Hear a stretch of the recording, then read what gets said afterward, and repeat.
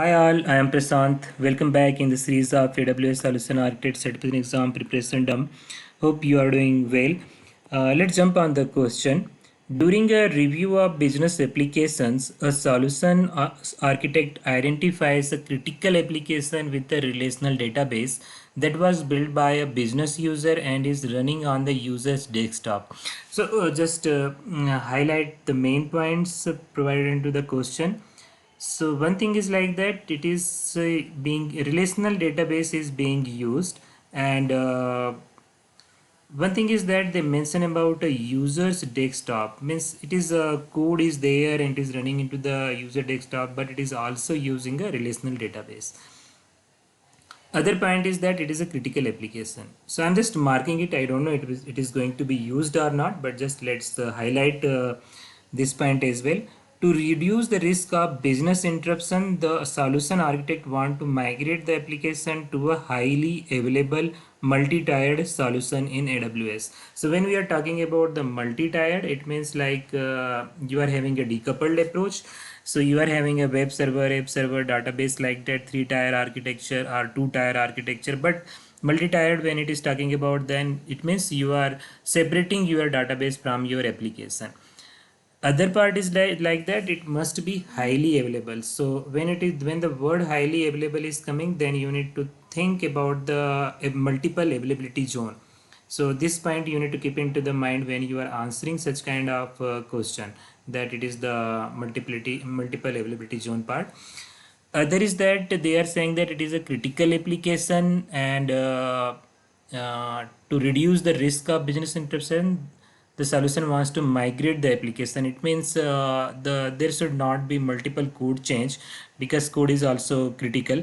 What should the solution architect to do the accomplish with this with the least amount of disruption to the business? So yes, this right that they do not want any kind of much kind of a code change there. So least amount of disruption, we need to migrate it. So let's jump on the option create an import package of the application code for upload to AWS Lambda, and include a function to create another Lambda function to migrate data into the Amazon RDS. So one thing is that they mentioned already about the relational database. So if you are keeping your data into the Amazon RDS database, you are achieving one part. As well as you are saying that multi-tiered, so you are moving your code to the AWS Lambda. So it is fulfilling all the requirement, because you are decoupling the database and your code, and you can easily move your code to the AWS Lambda as well. And you don't need to worry about that scalability and availability kind of task. But let's jump on the other option as well. This looks okay to me. Create an image of the user's desktop, migrate to Amazon EC2 using the VM import, and place the EC2 instance in an auto scaling group. This is the very long process, and Amazon EC2 is just providing you the instance and creating the image. You are losing the one part like RDB. So here they have not mentioned anything about the RDB, and it is expensive process. So I will suggest that I will say like that this is the wrong answer. Pre-stage new Amazon EC2 instance running the application code on AWS behind an application load balancer, add an Amazon RDS multiple availability DB instances. Yes, you can do that, but thing is here that you need to manage the EC2 instances, and you need to go for auto scaling as well. So there's a lot of task is involved. Compared to this, if you will see like that, A is the correct answer compared to the C, because here you need to manage the EC2 instances. You need an application container as well, which will run inside that EC2 instances, and the rest part is okay, because it is fulfilling the relational database, as well as it is providing with the a high availability by using the multi availability zone. The last is use AWS DMS to migrate the backend database to Amazon RDS multi-availability zone DB instance. So one thing is that this is fulfilling the requirement of high availability. So here if I am drawing this arrow here, this is fulfilling this requirement, and you are just migrating by using the DMS. There will not be any chances of errors. So Yes, DMS is very good utility which you can use it to migrate your existing data to the Amazon RDS without any issue, and there will not be any data loss. Migrate the application code to the AWS Elastic Beanstalks. So here one thing is about that they mention about the least amount of disruption. It means the code you are having just the code here which you are just writing, just you are moving it to the AWS Elastic Beanstalk, and this will communicate with the RDS because Amazon Elastic Beanstalk service provide the connectivity with the RDS. You can choose your RDS with the help of DMS. You can migrate the data.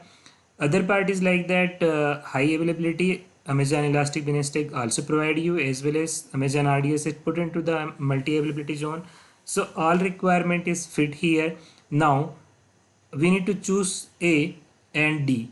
So there is only one difference here is like that AWS Lambda having its own limitations, the size limitations as well as memory limitations, but in the Amazon Elastic Beanstalk it is not like that.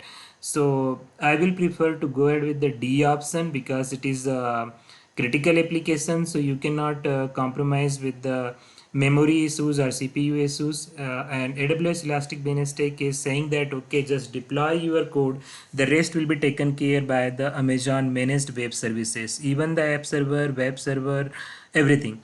So I have included few more, so this is the right answer. I will go ahead with this one. I am marking it wrong. Still, if you are having any confusion, you can ask me that why A is not the correct answer and why D is the correct answer. So here is the few more details about the Amazon Beanstalk, Elastic Beanstalk.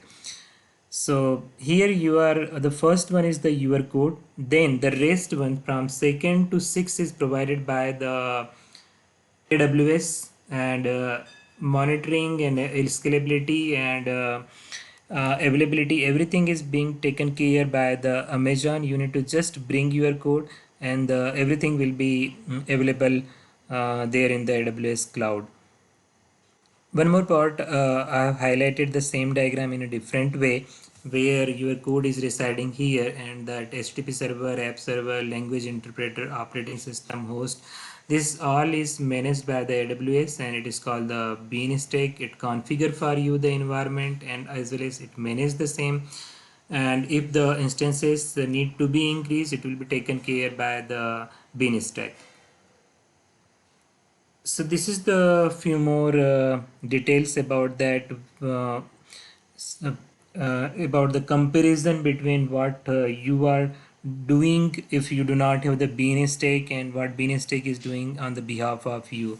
So one thing is that it is providing you the pre-configured AWS infrastructure, and as well as it is providing you the auto scaling, application load balancer, everything it is providing you. Web and app server and worker tiers it is providing you. AWS Elastic Beanstalk's provision required and necessary infrastructure resources to run smoothly your code like load balancer, auto scaling grouping, security group, database. It also provides you a unique name for your application, like you can have the yourapp.regionx and then elasticbeanstalk.com. This is all from my side. Thanks.